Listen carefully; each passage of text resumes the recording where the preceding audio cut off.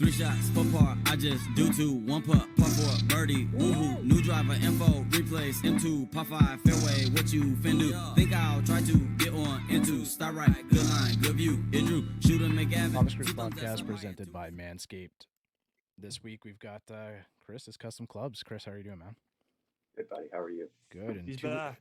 2 weeks in a row we got a bit of a motto, swing easy. So if you want the fellas to swing easy, down below, go over to manscaped.com. Use OTS Golf, 20% off plus free shipping. Get some crop preserver, part of the ultra premium collection. Have those things swinging easy, not stuck to the legs in the middle of the 14th fairway. Great tempo. Yeah, that was good. That was all right. Yeah. Smooth. Very We're good. good at those, man. Also, no free ads, but Saks underwear, amazing. Love the legs. There's no free ads out there, Bryce. There's no free ads. So, Chris's Custom Klubs is back. Second time now, but Chris, we talk like we're like brothers, man. So we talk almost every day. It's good, man. The golf community's in a weird spot, but decent spot, I guess. Weird up top, and where we are, it's trending in a good direction. So we wanted to have feel good tempo town on, and what's good with you, man? How's things? Dude, everything's great, man. I'm really lucky to be, a part of that really awesome kind of upper tier golf community, and leading the degeneracy of that top tier community. That's really cool too. I really appreciate all of that stuff and all like the support that I get. And I even get a real kick out of the anti pieces of support that I get. I really appreciate it.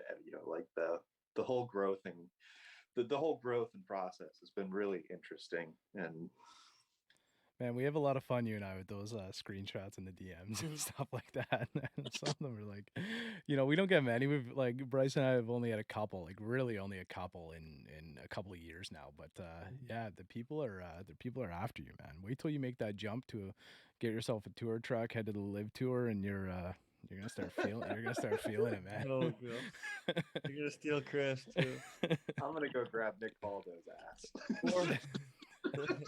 Yeah, just in $400 million for Chris to go over the live. So. Just like making things look flashy over there, right? Yeah. I would do it for a lot less than that. Oh, I hope so. I'm pretty fucking cheap. Yeah, I feel like. Would you say 400 million? Yeah, like it's 400 million. Who do I have to sell out in order to get the 400 million? That's a lot of millions, man. Hard to turn that down. I feel like it's kind of. Like, I know when we're recording this, Matt Wolf, it just came out, Matt Wolf's going, right? Yeah. So it's like, it's starting to feel like a lot of people that are like, maybe had some promise or have had good careers and stuff like that, are like going there to, I don't know, to make a lot of money. And I guess that's what some people want to do. But the premium players are still in North America on the PGA Tour, I guess. So I don't know. It's a weird time, man. Like if I stood, half a chance at that bracket style golf, if I stood even a minuscule chance of placing somewhere up there on the board, I mean, what is the lowest purse on that? I mean, like 120. 120 for an event, yeah. That's a yearly salary for the boys. Yeah. Dude, that's a great salary. I mean, plus there's a ton of incentives and stuff like that. But man, like Charles Schwartzel's won the most money in a professional golf tour event ever. Charles Schwartzel, like what a name. Don't get me wrong, like I know he fluked he's got a major, he fluked a green jacket, but like it's he almost fluked too. No, he didn't almost fluke too. He almost fluked on Thursday. He almost fluked. Yeah, he fluked a good 36 holes, something like that. Yeah, but the thing is, like, I don't know. It's an interesting. I don't know. Everyone's gonna have their opinions no matter what. So it's whatever. Yeah, man. Honestly, like it is what it is. Yeah, it's happening whether we like it or not. So I really didn't expect the feedback online though to be so polar opposite and so extreme. I really didn't. Like me, I'm very indifferent. I think it's kind of interesting to have personally watching the first live tour or the first like event, like it looked kind of like a golf like slot machine ish kind of like but I thought that the quality was really great, it didn't ever buffer, like the picture was really, really great. I mean, you could almost see the ball in like perfect trajectory, which The PGA Tour does not. I mean, like they have to, you know, like catch the ball in the middle of the screen, and you know, it looks all wobbly and shitty. But it's the production part of it I thought was actually pretty impressive, and I was kind of I wouldn't say it changed my mind. I'm still very indifferent towards it. I think it's cool that there's another outlet to watch golf. I think you get a lot of golf in the amount of time that you watch. It's just kind of hard to keep track of, and looking at like the score constantly alternating. Kind of weird. It's kind of like a NASCAR race almost, right? They have the whole scoreboard on the left. Super NASCAR for sure. Yeah. I don't know. Maybe they hired like one of the production people from NASCAR. Yeah, maybe. It's kind of a cool idea though. See who's jumping, see who's dropping. I don't know. Yeah, like admittedly, like I was at the Canadian Open same weekend. I didn't get to watch much, right? So, like I was there live, which was great, being able to watch an event, you know, in person again. But I'm interested in it, like anybody else. I think the basis of the tour is kind of like really weird. It's really strange, I think that's all it is, right? It's just no one knows where this money's coming from, so people are skeptical, right? That's all. I think that's majority all it is. I think people know where the money's coming from. That's why people have an opinion on it, right? Like, yeah, I guess. You know, but it's kind of at the point where, like Chris said, it's another outlet for us to watch golf, and hopefully gets to a point where it's a positive experience for people, right? Like it could be, you know, because we get so many of these guys, like, you know, you can think of guys like even like DJ, like he's only a couple of years removed from the world #1, but he's not really like, he's not as competitive as he was obviously 6 months ago, years ago, you know. But then, like, you know, you get all these guys who float in their 40s or whatever it is, and you know, some of them still, you know, spike a nice tournament. Like even Phil won at 51, right? Like it can happen. It's just hard for them to compete with like Morikawa, Scheffler, Justin Thomas, Rory, week in, week out. So that's kind of like a nice.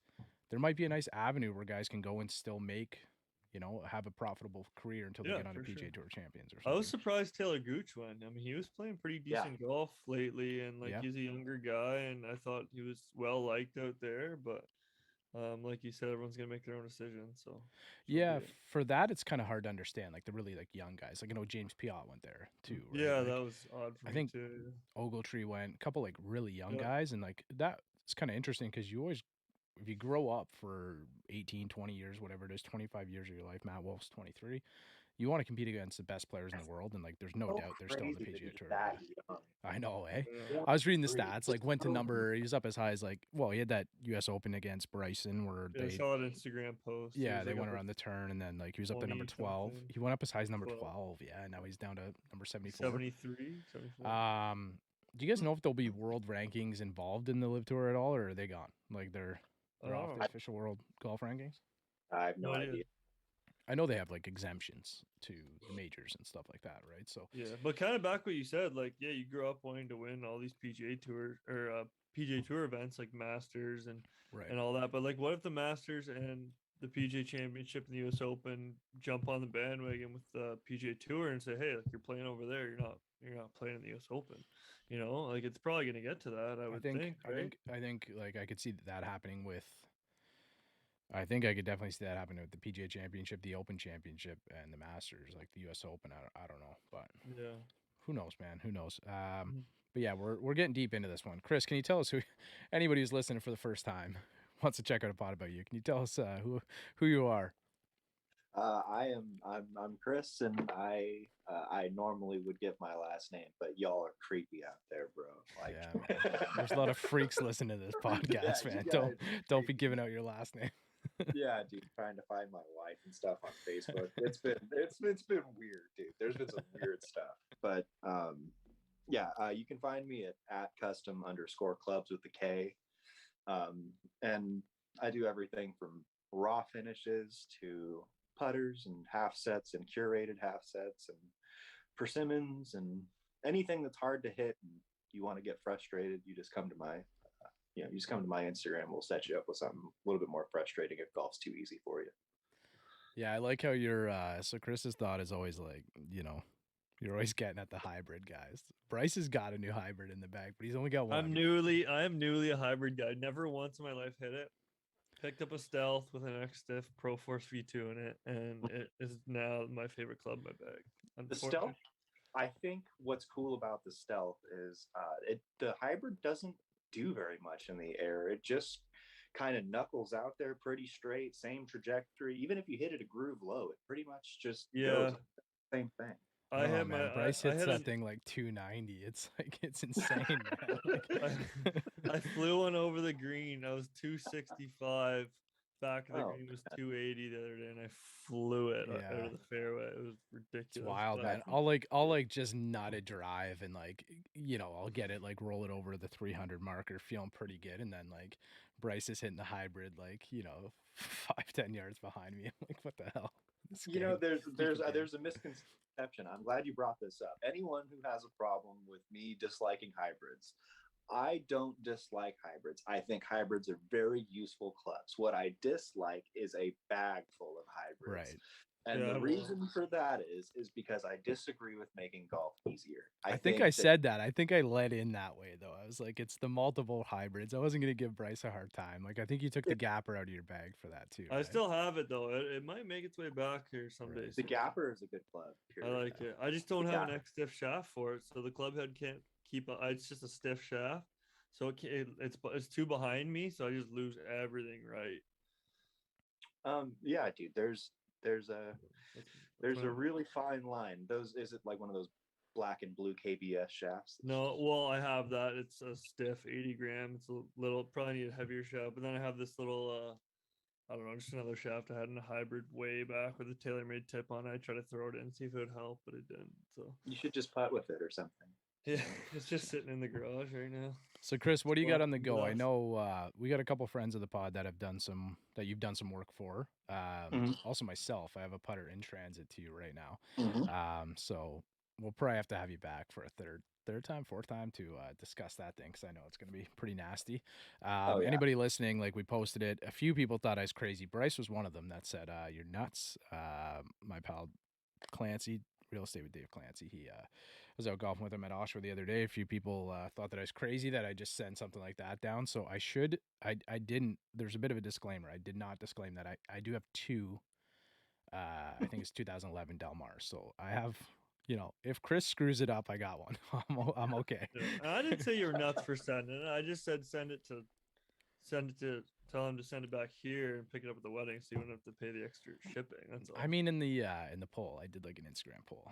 I said you're nuts, but I might actually. Just said that because I think you're nuts. Period. That's what. Yeah. Well, it's because like everything comes up, and like we were getting some head covers and stuff made, and like Bryce getting all the details, and I'm just like, oh, cool, yeah, just send me whatever. I'll like it. I'll like it, man. So I'll actually probably be in Texas maybe when you wrap it up. So maybe we can get it shipped over there. Save a few bucks. Texas. Yeah. So good.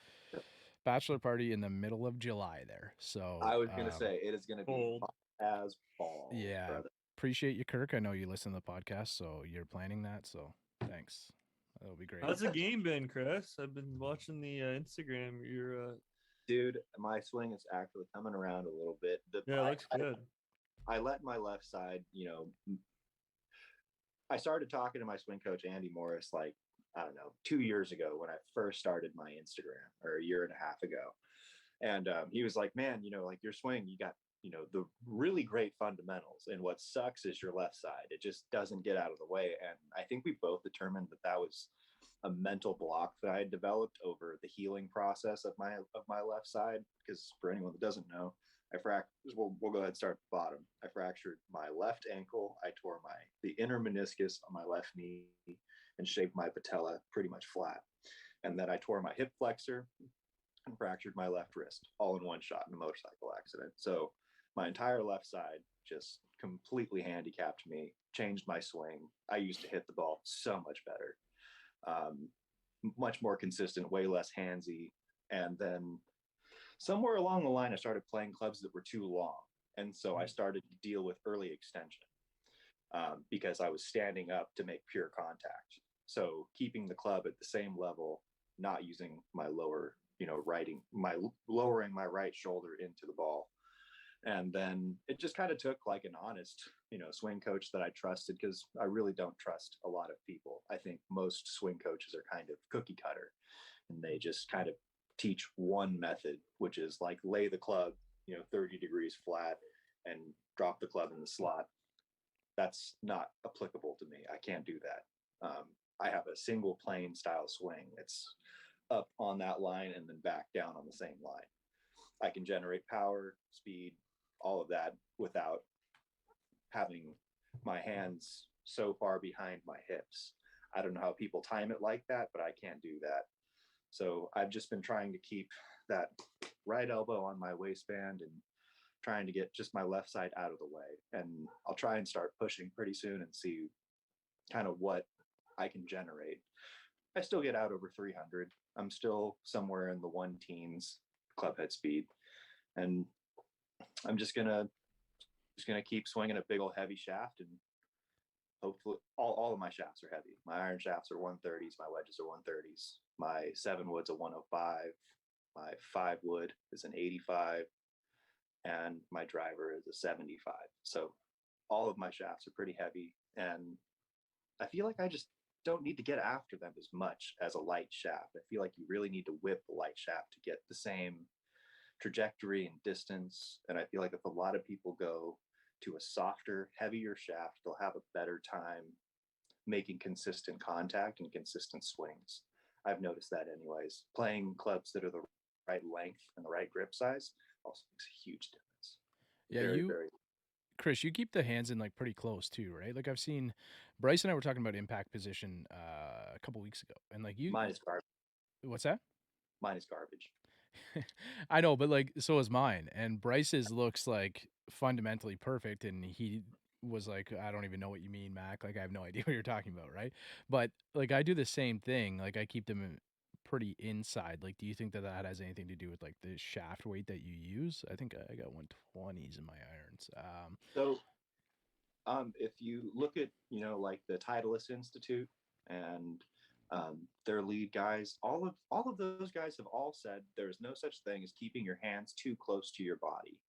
What having your hands far away from your body, it really emphasizes having a flatter takeaway and a flatter plane coming into your attack position. And I'm not that kind of player. I can't consistently hit a draw without hitting snap hooks. Right. So I can hit a draw, but I can't do it for the entire round. Yeah, I'm the same way. Yeah. I can't hit a draw for my life. No, like that's why I ask you that question, because that's definitely something that plagues my game. Like my default like user error is like a snap hook, right? So, and I keep it in pretty yeah, so you're kind of inside even there, Bryce. Like I am, yeah, so because we all think of like the tiger like impact position and his arms are like pretty extended, you know what I mean? But like I noticed that you keep them in, pretty close, and I hit that draw as well. That's like I hit a natural like 5 to 10 yard draw, and then when I start getting older or it's like a little colder in the morning or something, like I defend it and I snap hook it, right? So that's kind of that's just a thought of mine, something I need to like work out. I need to just get more flexible. So with a snap hook, I like to recommend heavier shafts also. High floaty right and snap hooks. I think if people have more shaft, just a heavier, bulkier item in their hand, it's harder to have your wrists do things that you don't turn them over. Like it's easier for you to turn them over on time. It's easier to hit things with a sledgehammer than it is a whip. Yeah. And it's easier to hit things straight with a sledgehammer than it is with a whip. So I feel like going to a heavier, more tempo ridden one flex down and then tip it. It really makes a difference. Like when I went to the stealth from the OG sim, because I'm terrible off the tee, whatever. I'm absolute muff cabbage. I would say like my average prior to the stealth per round, I would say I probably hit 8 fairways, maybe. Mm-hmm. I don't know, man. 8 to 14. That's not that bad. It's not, but when you have to take a drop on those other 6, I guess that's true. Yeah. That's 12 strokes right there, my friend. Sorry, go ahead, keep going. Sorry. So like now I hit 11 fairways. The other day I hit 11 fairways. That's an all-time best for me. Yeah. Nice. and I still shot 76. You minimize the damage on the others too, right? Like, is that the For idea? sure. Yeah. Yeah. I mean, sometimes I go back to the mini driver if I'm feeling really crappy about my tee game. I'm not a 3-wood person. I just can't reliably hit one. It's not the 3-wood, it's me. It doesn't matter, if it was perfect for me. That intermediate length just drives me nuts. I want it to be long or I want it to be short. And my 7-wood is short. So is my 5-wood. They're both like a 1/4 inch under standard. Go ahead, Bryce. Go ahead, man. No, I was just saying, I think I could benefit from some heavier shafts because I think mine are literally just totally stock. They're stiff shafts and they're just stock. And that is exactly my miss every time. It's that high, spinny, floaty one, like that floaty cut that just literally falls out of the sky and goes 15 yards right. Or 25 yards short of what you had in mind. Yeah. But opposite of you, Chris, I've been money off the tee. I played 9 holes the other day. I just downloaded 18 birdies and actually started using it. Kind of a good little app to have. It is. Yeah. If you pay for it, the free one is meh. I just used the free one, but I was 85.7 on fairways hit on 9 holes. I mean, that's amazing. Yeah, I think it won't like give you all that info unless you pay for it. It'll like the first 30 days it's good or whatever, and then Oh, and then it just screws off on me. Mm-hmm. Yeah. Yeah, the handicap's down to a 6.2 now, so I'm starting to play some good golf. Yeah, you're better. Your handicap's better than mine. My handicap's like a fucking 8.7. I'm gonna keep my head Mine down. started. I put my first 4 rounds in or 5 rounds, and it was like a 13 just over the past couple of weeks. I've just gotten it down, so I'm starting to play some good golf. Yeah, I got some decent rounds in the bag. Like I had a decent one the other day. I was telling Bryce I played a bit of a money game. I think I was 7 over, but I was only 1 over on the back, which is when we played for money. I felt like I sandbagged this guy so bad. We played on the front 9, and then we were talking like poker. He's going down the World Series, and he was a really good guy. So he said, "You want to play a match?" Or we were talking about it, and I did pretty good on the back. So I owe him a rematch because I can't keep together for 18 holes. Like 9 holes, dude, it's like I have a really great front or a really great back. That's me, man. Like yeah, it's just I'll be +5, +6 on the front or back, and then I'm like even or 1 over on the other end. So yeah, same. It's very familiar. I understand. Now, Chris, so getting back into kind of like what you do, like custom clubs. So since we last spoke, you've kind of tapered your business, so to speak, or your brand down a little bit. So what are you currently like working on? You're just doing like smaller sets and stuff, and focusing on wedges, putters, like that. And do you have anything on the go that you can talk about currently? Currently, right now, I just finished up a set of Nike blades that are really pretty. The reason why I tapered is just because it's really hard for me to stay competitive with other like box stores, basically, just because of supply demands and stuff. eBay is still pretty stocked in Indonesia, Malaysia, South Korea, Japan. All of those places are still pretty flooded. You just have to wait 2 to 3 weeks to get whatever you need. Right. So the taper was a culmination of things. It was me not wanting other people to interfere with my creative freedom, because that's kind of one of the things that I get the most joy out of, is the person not knowing what they're going to get when they get their clubs back, just knowing that they're going to be bitching. I think too many people I think 20 handicaps are really opinionated people. And I got really tired of everyone wanting extra stiff shafts when their swing speed is like, 75 with a 7-iron. There's just a lot of big ego that goes along with golf, and a lot of gatekeeping. And I figured if I just expose myself to less of that and don't have to worry about ordering as many components, just my life would be better. And I was right. So I'm just going to keep it that way. I'm only doing very specific, like kind of grail sets. If you have something like Fujimoto's, or you want a set of MP20s, or you want a really great classic set of blades, I'll do those. But for the most part, if you want me to rebuild your PXGs, I'm just going to ignore your DM. The blades, the Nike blades, they were for Hurley, J.R. Hurley. Is that right? That was a raw set that I did. Yeah, those are really, really nice. The ones that I just finished up last night are for just a customer named Randy. He's a great guy. And those things, it's funny. Speaking of Nike golf real quick, I want to go off on a little segment. No one batted a damn eye at Nike when they were, producing golf equipment from say 2007, earlier. Yeah, but now everyone wants it. Now everyone's after everything Nike. And I would say it was, the opposite of, being interested. I think most people were really, doggish towards Nike golf. And the only saving grace I think that Nike golf had was Tiger and Rory and Tony Finau and Brooks Koepka. Couldn't agree more. I think they're the only reason why Nike golf really stayed afloat in terms of like public relations, because I don't really think anyone liked Nike golf.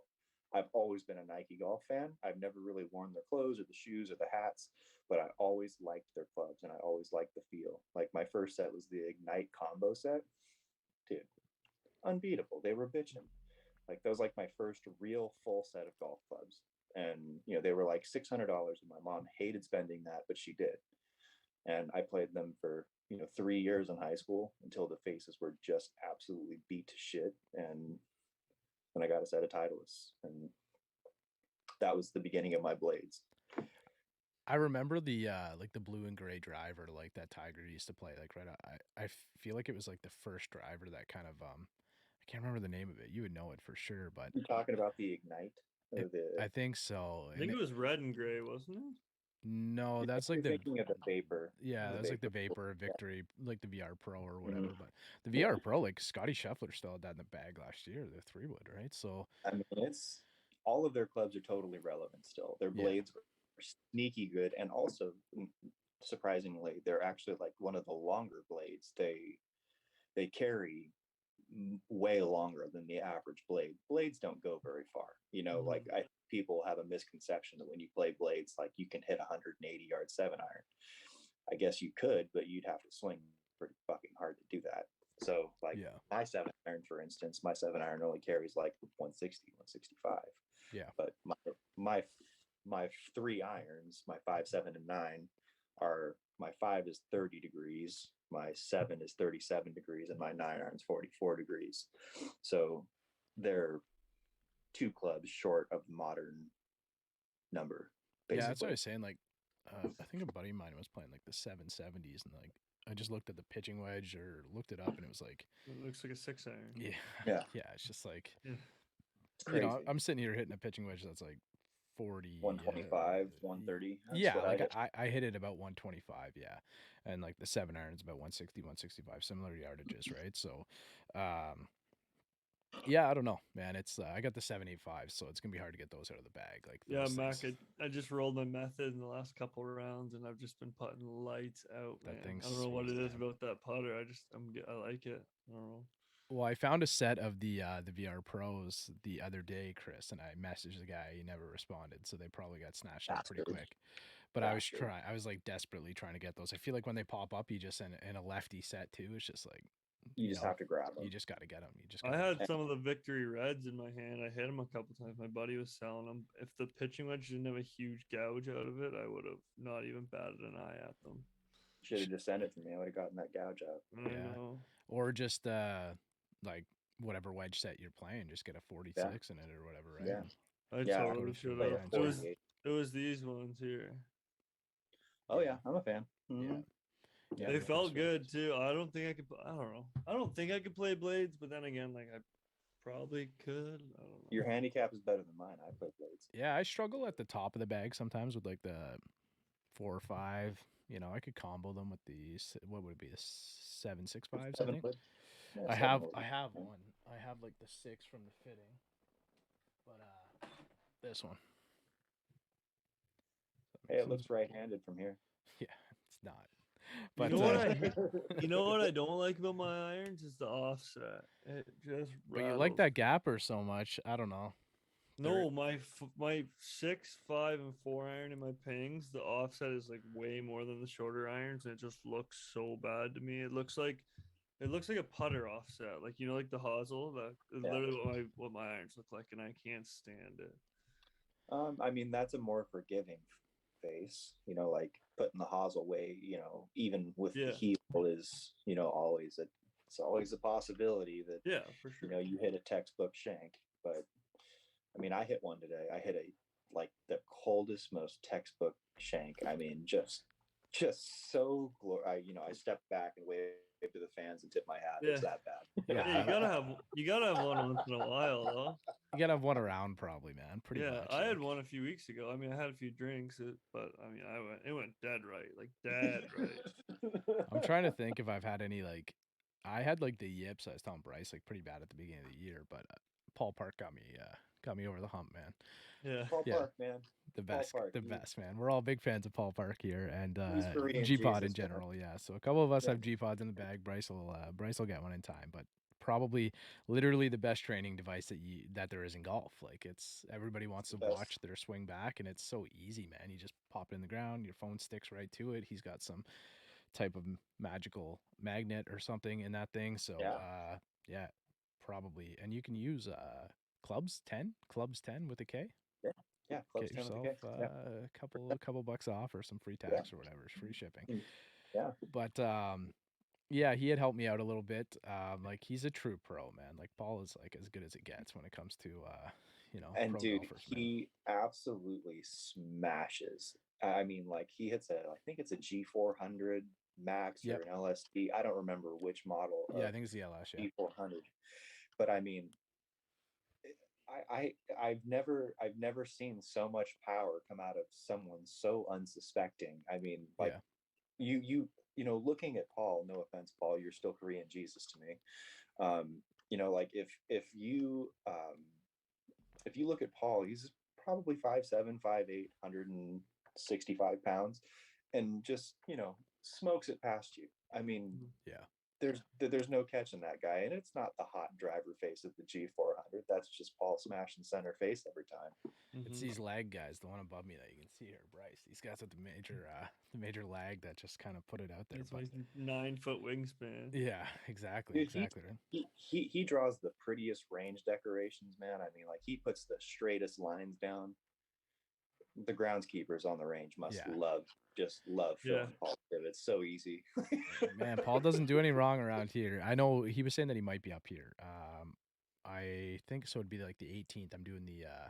I told Bryce, but past guest of the pod, Zahildi Nathu, Ziggy Nathu. I'm gonna carry the bag from on the Monday. We're gonna do the qualifier and then hopefully get into the Osprey Valley event up here. So that'll be pretty good. I think Paul's gonna try and make it up. He said so last time we talked to him. So it'd be good to meet him in person. Teach you how to hit a flighted wedge, man. Yeah, just life-saving. You know what, man? You're around all those guys, and they're all just so damn good, right? Like, I know. Ziggy, like watching Ziggy play, same type of thing, man. Like, he doesn't. I wouldn't say he hits it like that far, but man, he's like one of the best iron players I've ever seen in person. Like, it's just so pure all the time. Like, never miss. Like, other than Blaker. Yeah, like that's what I mean. Blake's like right around that level, man. He could be. It's insane, man. Imagine he cared. Silver Kruger on the track. Gang, twirl, gang, twirl, gang.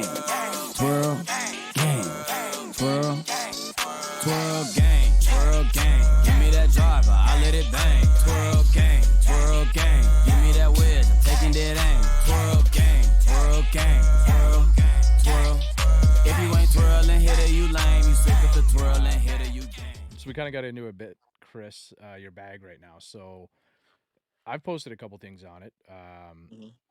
Like the half sets, kind of, you know, playing less than 14. I know that you're kind of a leader in that community. So how's your bag looking right now? Can we go through top to bottom? You got time? Absolutely. Yeah, All right, absolutely. let's do it. So starting from the top pocket, currently I'm playing the Stealth Plus 9-degree head. I have it turned up a little bit at like 10.25 because I have one of those cool tour adapters.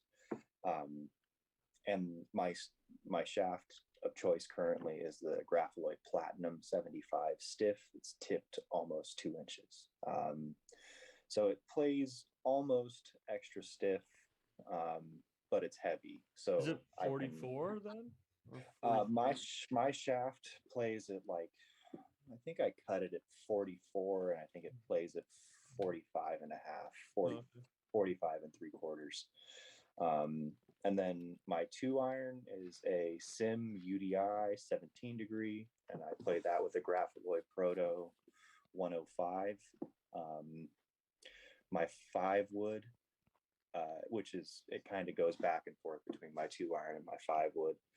My 5 wood is a Glor, the TaylorMade J-Spec series of woods. That's got a VA shaft, VA Composites Raijin in it. That's an 80 gram. And then in my 7 wood, I have another Graphiloid Proto 105. Irons, I kind of flip-flop around in irons a little bit. Sometimes I play MP32s or 33s, and sometimes I play my MP20s. I'm just a Mizuno iron guy.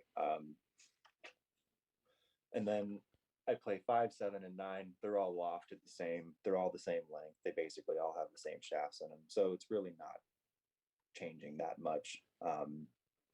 My MP20s go the furthest for sure. I think what I like the most about the MP20s is that while being a blade, I think that they're even harder to hit than a regular blade. The terp interaction is so bad if you miss. Mm-hmm. I mean, your ball will go, just absolutely nowhere if you chunk it, and if you hit it thin, it's going to go so far past what you had in mind. Right.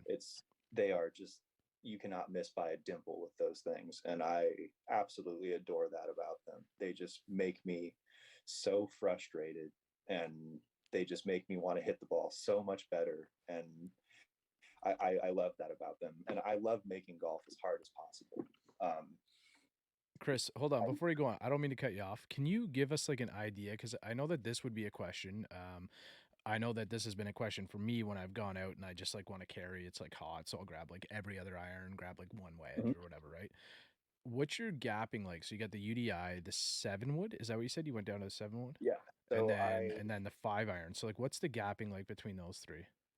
So across my bag, you'll find between 8 and 10 degree gap. So I like to play, so my driver is 10.25, my 2 iron is 17, my 7 wood is 21, my 21 or 22, I don't remember exactly which. And then my 5 iron is 30 degrees, my 7 iron is 37 degrees, my 9 iron is 44 degrees, my pitching wedge is 48, my lob wedge is 59, I think, and my putter. So 9 clubs and no more than say 10 degrees between them, which in theory I have 3 shots for every club in my bag, basically, minus the driver. I have 3 yardages for every one. I'm capable of hitting my 7 iron 100 yards or 160. 5 iron, I can hit it from 150 to about 200. My 9 iron, I can hit anywhere from like 120 to like 145, 150.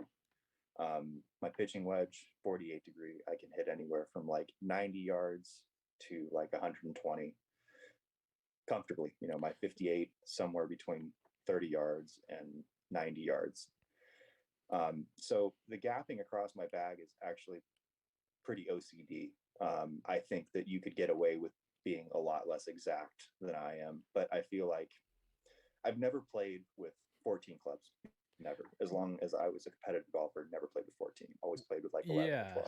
Yeah, like, and that was the thing. Like, it sounds like you've got the gapping, like especially in the scoring clubs, it's like tight. Like it's really tight, right? And you don't have to manipulate too many shots probably that way. Not at all. Yeah, and then like obviously we get up to longer irons and stuff. You just have a little bit more fun, right? Like, you just like have to get a bit more creative. Like I found that too. Like I said to you, I think I played a round of golf and I thought that there was like 3 times it came up where I was like, okay. And again, I don't have 3 shots for every club. I pretty much have like maybe 2. Like, I can flight something in there a little bit, or I'm just hitting my standard like stock draw that I usually hit, right? So that's kind of like where I actually didn't find it to be that inconvenient at all. Like I think I played my 3 iron, I think I brought like a 6, 5 or 6, and then split them up every other iron that way and brought like a 56, I think. And I didn't find any trouble with it. Like I didn't find like I was really in any positions where I didn't think I could reach something. I think the gapping between my 3 iron and my 5 iron or my 6 iron, whichever I had, was like pretty significant, but I could probably tighten that up a little bit, right? Yeah, and I mean, here's the thing about 95% of amateur golfers anyway. Let's say amateur golfers, let's say over a 10 handicap. Okay, so double digits. Let's just give them a 6-iron, give them 10 balls, and see how many different distances they hit their 6-iron on accident. I guarantee they're going to be all over the map. One of their 6-irons is going to carry 190, one's going to carry 160, one's going to carry 140, one's going to carry 210, right? Because they're all over they're everywhere. You could, put a nice big stick of, like an M80 right in the center of the club face, and that thing would be nice and, unpopped by the time you looked at the face. When people, are like, oh, dude, like, what if I really need an 8-iron? I'm like, dude, you'd split hairs over 7 yards and miss the green anyways. You might as well just, you might as well learn to be more controlled with a 7-iron than try and gas an 8-iron. And that's a really great philosophy. And I think splitting 10-yard hairs when you're not really sure how far you hit your clubs anyways. Right. I mean, how many people go and hit Pro V1s on the range with a launch monitor to really, dial in how far they hit their clubs? Range balls between 20 and 30% distance loss, and probably 15 to 30% spin rate increase. So how do you really determine how far you hit your clubs unless you go on the course with your swing caddy and a laser and figure out exactly how far you hit your clubs, on average? Because sometimes I can pure a 5-iron 210, and sometimes I kind of hit it at 185. Yeah. So yeah, that's like the interesting part that I find about it, and that's where I think that, I don't know, we kind of over, like, at our level, like, the three of us are all probably within 2 points in a handicap, and like, it's one of those things where, even at our level, being very good golfers, like, we would probably be in like the top 2% of golfers, all three of us, and like we're kind of overthinking these things a little bit too much, right? And like, everyone is. yeah, and that's the idea. Like, go ahead, Bryce. Go ahead. Sorry. Well, my dad always said, like, just kind of recently, now that we like play a lot and we're all pretty good, like me and my brothers, when he plays with us and I'm like, hey, give me yardage, and my brother's like 10 yards in front of me, he always yells at me. He's like, what's the difference between 10 yards or like 7, whatever it is, like a small margin? He's like, what's the difference? Pick a club, commit, and hit the shot. Exactly. And like, if you knew my dad, you'd kind of chuckle at that, because he likes to get in and out and play. He plays pretty quick, so it's so easy to just, look at your bag and go, what in here do I hit all the same distance? And so many people add loft at impact, at their position 6. So many people add that position 6, position 7. So many people add loft to that, by having their right shoulder displaced. Yeah, like hitting it like a driver. You're hitting up on it this way and not, this way, having your shoulder actually aimed at the ball. And, they try and scoop and try and help it up in the air. And so naturally your 6-iron is going to go as far as your 8. They're like, half of my irons go the same distance. Could that be my lie angle? Like, no, it's the way that you position yourself. Yeah, and it's like compression. Well, and also using like a Pro V1X and then grabbing a noodle on the next hole because there's a body of water in front of you too, right? So like that's going to make a bit of a difference at times too.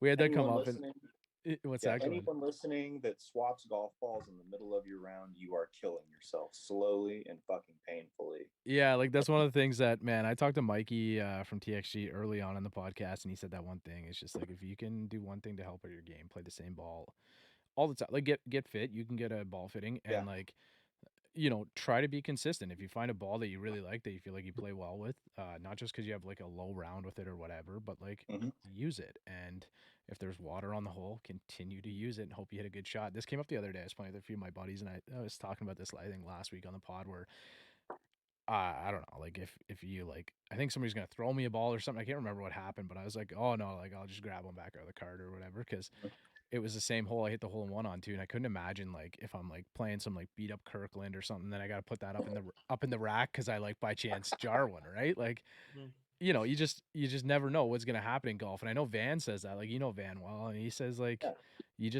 you never know like what's gonna happen with your next golf shot, right? And you don't want that to be remembered by like, oh, I made an ace, or I made like an eagle or an albatross or something like that with like some noodle I found, and like that's my gamer now. So that's what I'm playing. I hate to say it, but I think I've played my best rounds all year with the Kirklands. I just hit them well and I play well with them. I probably lose 10 yards at least on the tee. Definitely. I don't need it though. It doesn't matter to me. No, for sure. Well, you can like spin the shit out of those things too, right? And I you honestly can tear a cover off them. Like remember I got honestly like them. Like it's crazy to say, but like I play them pretty consistently. Do me a favor though. Do me one favor. Try a Bridgestone Tour BRX. Okay? I've hit them, Mac, and I loved it. I gave you a couple of those, didn't I? You gave me a sleeve, I loved them. And they spin like crazy. Right there, baby. Yeah, I don't care to go spend $70 on a box of golf balls. I think you can get prior generations on sale right now for like $30 up here in Canada. Yeah, you get them sometimes, right? Yeah. So I'd rather just go buy 24 balls for $26 and go last them. They'll last me 2 months.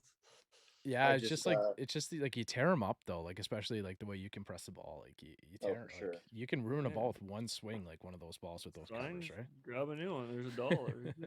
exactly, right. We had a question here though, so sometimes we like to take questions on the pod, sometimes we don't. I know I wanted to open this up too. I know you have a very big organic following, Chris, so I wanted to open up to a couple of questions. We're gonna take one. I figured we could get some pretty interesting ones too, knowing your following, man. So this one's pretty good though. We're talking about the bag. So Fat Man Golf PHAT_man_golf says, "What's your favorite club in the bag?" 7-wood. I knew it was, man. I knew. Yeah, easy. Yeah. It's my 190 to 215 yard club. It's just I hit a nasty little tight draw with it. Sometimes I overcook it, but yeah, it's just a nasty club for me. It's also like my hybrid chipping club around the green. Mm-hmm. I'm also I remember you saying that, yeah. You're playing single digit right now, so you're tipping it up most of the time. So your typical par 3 is going to be like in that range, probably like 3 of the 4. Usually most courses have like one short one that's kind of nice to look at, but they're going to be floating around like 190 to 210, something like that, right? So honestly, it's pretty criminal for me to play any tees but tips. Yeah. There's no excuse for a 25-year golfer to be playing whites. I wholeheartedly invite anyone to play the correct tees for them. I would never make fun of anyone for playing their correct tees that fit their handicap. If sometimes the ball doesn't go in front of the tee in front of you, you need to be playing from that tee. Mm-hmm. So yeah, for sure. I know. Well, we both follow Andrew Rasmussen, a golfer. I think it is. He's such a great guy. Yeah, and he posted something about that too. Like we've talked to him a little bit before. He hasn't come on the pod before, but he had posted something like a nice like breakdown. I think there is a little bit of variance in it. Like if you hit your 6-iron this far and the distance of the club is this far, like I don't hit like that would mean that Kyle Berkshire would be playing like 10,000 yards. Super blacks. Yeah. So super it's like, blacks. so it's there is some variance to it, but for most golfers, it's a general rule of thumb. Like say you hit your 6-iron 165, whatever it is, and you're playing the back tees or something, whatever. So go check that out. He does have a reel or something posted. So if your 5-iron goes 180 or 185 yards, you take your 185, you multiply it by 36, I think, and then that's the yardage that you should be playing from, and I think that's how that's that's 66, just a little over 66. So that's pretty much going to be, the second from the back of most tees, exactly. Right? So then obviously there's going to be a little bit of advancement for some golfers, like you said, 25-year golf for myself as well, and if you get around pretty well, you're going to want to move it back, right? So and if you want to leave your driver at home and specifically still have a great time and play a forward tee, dude, challenge yourself from a different position. And I mean, like if I played white tees, I'm going to be within 10-20 yards of every green. That's super hard for me. I should probably do that more so that I work on those 10-20 yard chips, but at the same time, the other people in my group, who are playing from the back tees or whatever, and because I decided to be a hero and leave the driver at home, that's just kind of annoying. Well, and then it's like it's a false sense of like you're not scoring from those positions, like you're not actually scoring from those positions, right? So especially if it's playing at like Bryce got a chance to play my club the other day. Well, actually you were there too, Chris. But good time. But I think it's only 64 or 6500, but it's like tight, it's narrow, greens are nasty. hard. It's hard, man. Undulating. Yeah, everything's moving, so it looks like you just experience four seasons every single day. Yeah. And like, you know, Yeah, I mean, well, that's what struggle. that's what I was saying. This year I have a 365-yard drive, and in the same round I have like a 230-yard drive. Like that was early in the season, mind you, but like it was insane, man. Like that's I'm not gonna be like, It's a oh tough yeah, track for sure. yeah, it's and everything's kind of growing up now, so it's narrow, it's tough, it's tight. You got to be able to like really hit it in some good spots. But yeah, before we let you go though, Chris, I wanted to you're I don't want to say you're part of like the movement, but I know you're like, you're kind of preaching like, golf is trying to become cool. I don't know. It's still struggling a little bit, but like I'm for a shrink the game movement, but in an unconventional sense. I only want the people in golf who are here to experience the game in its fullest and stop trying to cheat it to get a better score, to appease your ego or like your insecurities. No one cares how far you hit your driver. No one cares how far you hit your 6-iron. No one cares that you hit your pitching wedge 150 yards. It only matters if you hit a lot of GIRs and fairways and your putts are sub 33. Everything else doesn't matter. Like if you're planning on playing any kind of decent golf, leaving your ego in the car is going to be probably the biggest help.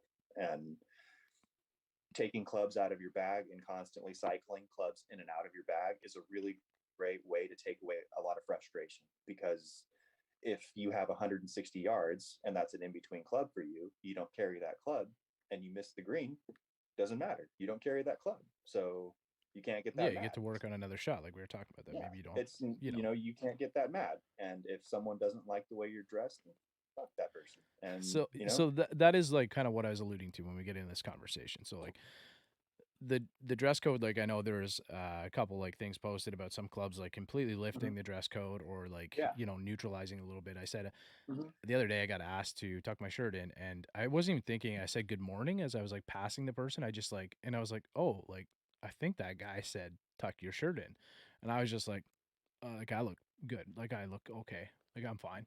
I thought it was like pretty weird, but we're kind of like moving away told from that guy to tuck his penis back. I just like I was already like past him and before it like processed, right? I was just like, oh, that's weird. Like I was like, that's kind of a weird thought. But I'm like wearing like still a nice like it was a nice club. I was like fitted up pretty good. I was okay. And we're kind of moving away from that though and trying to like accept more people in the game. Like my thing is, and I know Bryce thinks the same way, and a lot of like golfers, especially at our level, is I don't care really what you look like on the course or how bad you are, what you shoot. No. I just want you to like move it along, like keep the game moving, right?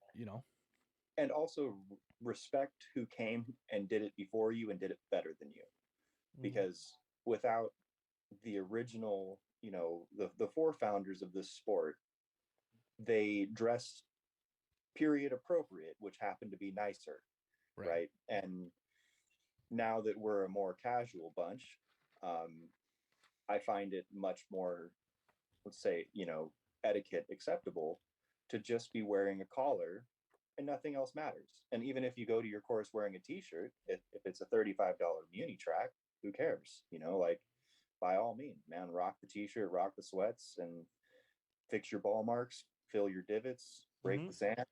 Just basic course etiquette to me goes a lot further than what you're wearing. Yeah, and like I think that's what I'm trying to say, right? Like, yeah, you can go to your business right now and you can wear like, a pair of like joggers or whatever, chinos, whatever it is. You got like a golf shirt on. Like it doesn't have to be like, man, full-grown men are wearing yoga pants right now, and you're not supposed to say anything about full-grown men wearing yoga pants, but we all think the same thing. I would prefer that you kept the yoga pants off the golf course. That is, I'm just saying though, say you're at your work, you're making like good money, 100K a year, something like that, or whatever it is, like, and you can wear this to work, but you can't go to that in the golf club, right? Like you can't wear that to the golf club. Like to me, that doesn't like make sense. And like, I think trying to move away from that is like a positive experience for everybody, especially people getting introduced to the game.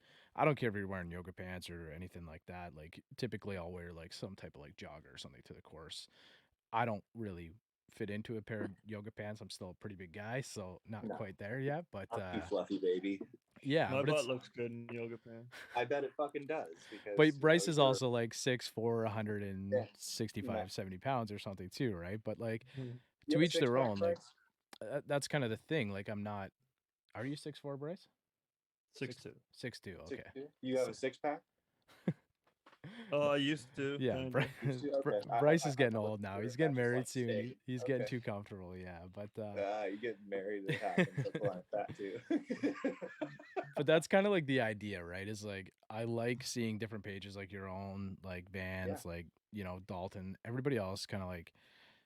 We saw this one. I sent this one over to Dalton the other day. I can't remember the guy's name, the pro's name. He's like, or I think he's a D1 player right now, and he's like got a bucket hat on, got like a pair of shorts, untucked shirt. He's carrying like a single strap bag, playing a D1 tournament. I can't remember the guy's name, but he drops it on the ground, like grabs a club out, like he's like out of Happy Gilmore or something like that. It was pretty cool, but like, I just like the idea of like all the different people kind of getting involved in the game.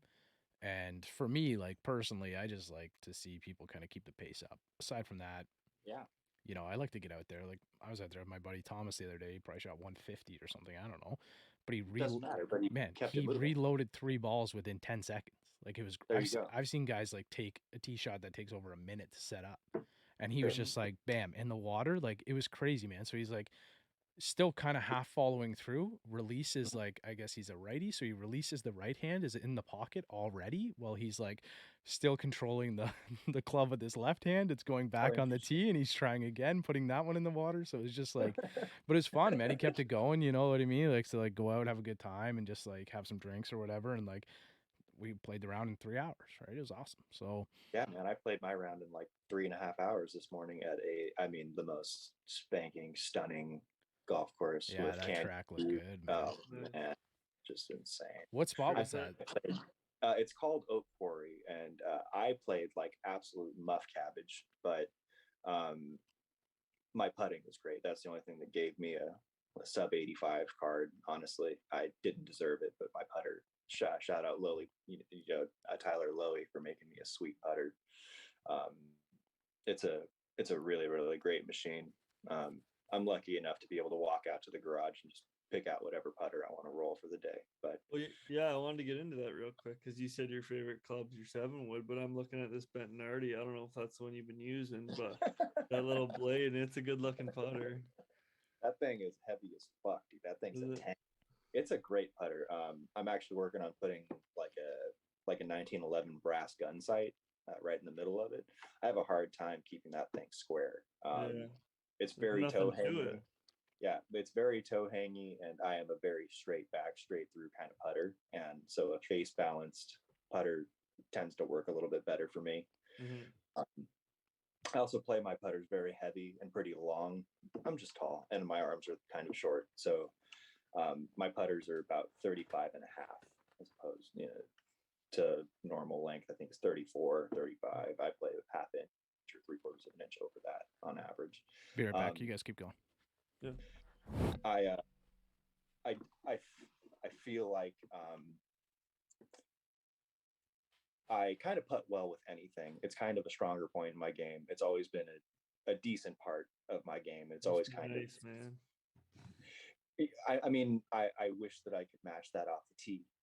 Once I figure out how to hit off the tee, man, you guys are in big trouble. Yeah, see, I'm polar opposite. I mean, I'll flush one 320 down the middle every time, but then I'll 3-putt for bogey. Like it's just like I've gone through 4 putters this year already in like 3 months. So I would say you're probably mostly struggling with just I mean, are they insert style putters? Are they milled faces? So the two mallets I tried are both inserts, and I feel like I just hate the insert. They're so clicky and they're so hot and they're so hard to gauge. Yeah, that number 7 Odyssey has that hinge face they have, and it feels like a trampoline. It feels like I can't control the speed. It's they're really, really difficult unless you have one of those natural hands that's just kind of I can feel it. Stop at impact, because there are the guys that just take the club, the putter head back real straight, real low, real smooth, and then it just kind of stops. Like me, I have real, lift and extend through my stroke. And so insert faces have never done very well for me. I really like very dull, kind of clicky faces. Yeah, I think I agree with you there because I just put the Nike in, like you said, or like I was saying earlier, and it has no face insert, and I feel like my speed control is just like so much way better.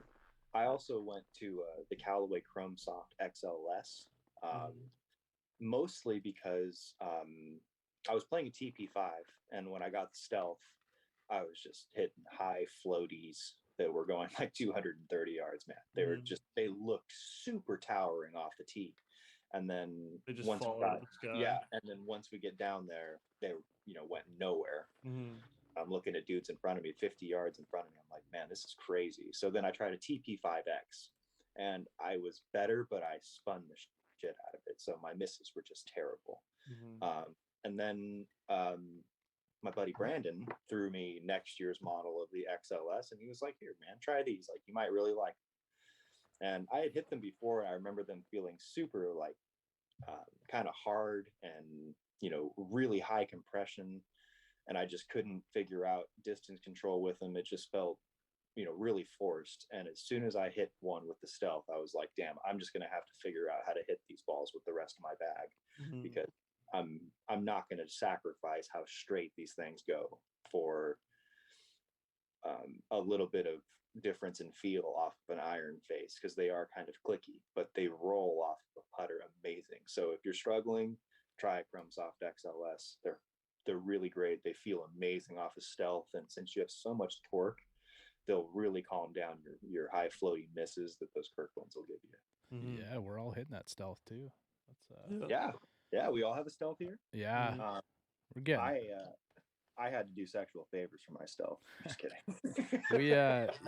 we got one pretty early in the game, and then we got hooked up with one for Bryce, which was pretty good. So thanks to that person who did that.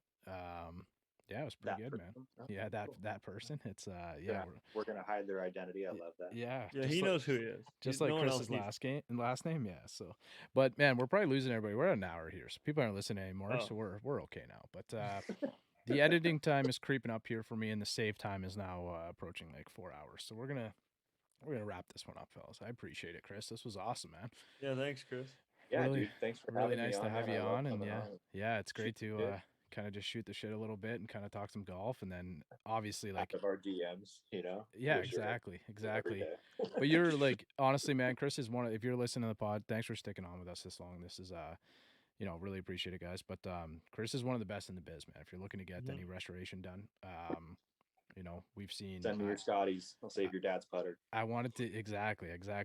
We didn't really talk about AJ stuff, but maybe next time we'll talk about those Miuras that you did for AJ, because the patina on those things was sexy, man. That was they're so hot, aren't they? I hate him for being left-handed. I know, and you were telling me that you're like, you had a video where it was like flipped and it was left-handed. I was scared, man, that you're gonna keep my putter or something. But yeah, like AJ was supposed to be up here, so AJ's out west. He's in Edmonton, right? So he was supposed AJ, the owner of Pioneer Golf, who's been on the pod before, really great guy.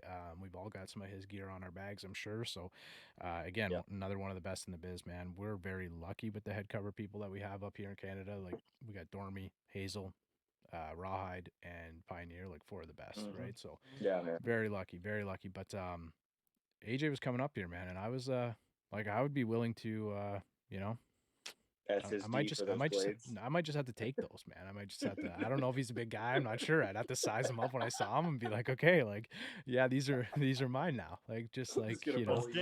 Here we go. Yeah, this is we're in the jungle now, my friend, and these are mine. Welcome to Ontario. But yeah, and he's like nicely enough, like, got a buddy playing at Summit or something. He's like, oh yeah, man, like, we'll have you out and stuff. And then I'm just going there to steal the guy's clubs, right? So sorry, AJ. Those things are so nasty. Some of the best I've seen and some of the best work, man. So if you're interested, we're gonna link the Instagram profile below, custom_klubs with a K, right? Yeah, that's right on. So if you're listening in the car, same as usual, go down, check out the page. Even just if it's really late at night, save it and go back tomorrow, because you're gonna look through it for a while. But yeah, give Chris a follow, post some really good reels, and he'll get you into Instagram jail at least once if you get close with this guy. So we're out of it now. Definitely. Last time we just found our way out of Instagram jail, but Yeah, we were there, I think, because we like reposted one of your reels right after you got jailed, and then it was us, man. We were in there for 24 hours or something. So they get mad at you, like if you like me, they don't like you, and yeah, I'm gonna keep, I'm gonna keep spreading neutrality, and I'm gonna keep spreading love for everyone, minus people with a bag full of hybrids, guys that dress just ostentatiously in 500 handicaps with 200 club head speed. Yeah, well, those people are going to be here forever, but hopefully we can get them out. We can shrink the game a little bit and grow it to people that want to be here. And I guess that's what I want to leave people with: shrink the game to the egos, and then grow the game to people who are willing to learn, shut their mouths, and open their ears, and listen to some lifelong golfers. Findings. And if you think that my findings are stupid, then just talk to someone else who's played golf their entire life, and they'll tell you the same thing. Well, we kind of get to the point, right, where we all honestly sort of have a connection. Like once you become, like I was saying this, like I can't remember what I was talking to you, but you get into the game and then you're really unsure about the game, and then you find like a brand that you like, and you become like very brand specific to, say, Titleist or TaylorMade or something. You buy all their gear or whatever it is when you're like younger. And then you kind of move past that, right? And you get to the point where you're like, okay, I really like want to support Custom Clubs, or I really want to support Pioneer or Hazel. You kind of, and then you sort of like start to like build your bag around that, and you can really like show your personality through your golf bag. We spend a ton of time on the course, right? So like that's the idea, right? And I know like Brycer's got like, his wedding head cover on his bag. I got one of Jameson with my son on it. I got another one with my dog on it from Rawhide Golf. Like, you get a bag that you like, you throw some buttons from Goat Track Social Club on there, and then like you really can like have a talking point when you go out and meet people. And if they're new people to the game, like, you can share a lot of different things with them, right? And you're gonna have a lot more knowledge than some, and that's how you kind of welcome people into the game. Like I met somebody the other day, Bryce, like I was in Winners or something, picking something up, and a guy came up to me. He's like, "Is that a Copetown Woods hat?" And I said, "Yeah." Like I was at Copetown the other day for the Mike Weir event and stuff like that, and like we were just talking for like 10 minutes about golf, and then he came over to check out the pod. It's just like so many ways to like kind of grow the game in that way. Whereas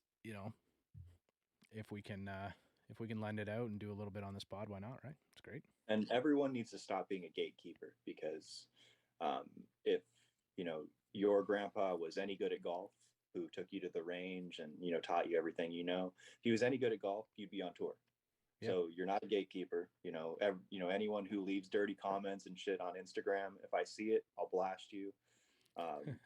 I don't care if the guy's swing is trash. He's on there, he's trying, he's putting himself out there, and he doesn't need to hear your bullshit, because my swing is a waste of $10,000 and like lessons, and all I have to offer is the advice of a washed up amateur. And I can tell you that I do not care if someone tells me my swing is trash, because it works for me, and it keeps me enjoying golf at a fairly low handicap, and I'm going to play this way for the rest of my life. I'm just thinking here before we let everybody go. I get a comment the other day. It says, "WTF are these whack pants?" Speaking of trash swings, this was Blake's swing, roasting a 3-iron like, I don't know, 225 or something. Probably one of the purest ball strikers. So I said, whoever said that, Cat Macca, you feeling the extension in those glutes too, huh? Bomb. Yeah, that was this is like so awkward, man. Like this is such a beautiful golf swing. It's like one of the cleanest ones you're gonna see. But and yeah, so there's that guy everywhere on Instagram. That dude lives in every small community across Instagram. Yeah, he is a 5'9" dude who lives at home with his mom in his mid-30s. His wife divorced him. His dog doesn't even like him, and his golf game is forever stuck with an over-the-top slice. It got better. You started at 5'9". I felt a little attacked at that time, but yeah, I don't fall under the under any of the other categories. But you fall under Panda Bear.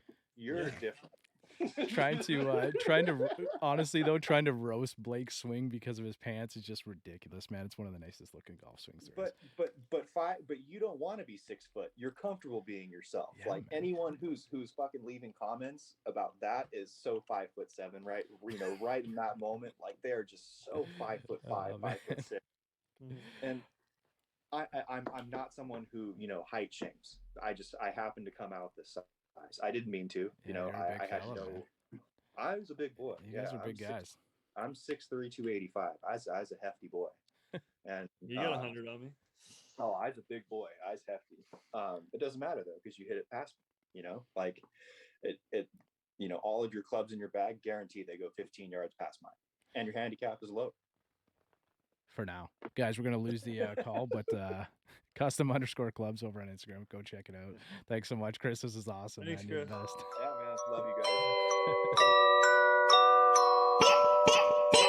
He's out in my ball and of course so I tee up. I lose the ball and I re-up. I miss a fairway, I probably end up in the ocean or maybe the beach. And I'm on a par 5 and I'm finna go reach it. Second was blind, I ain't see it. Feel like it might be an albatross, worst case scenario.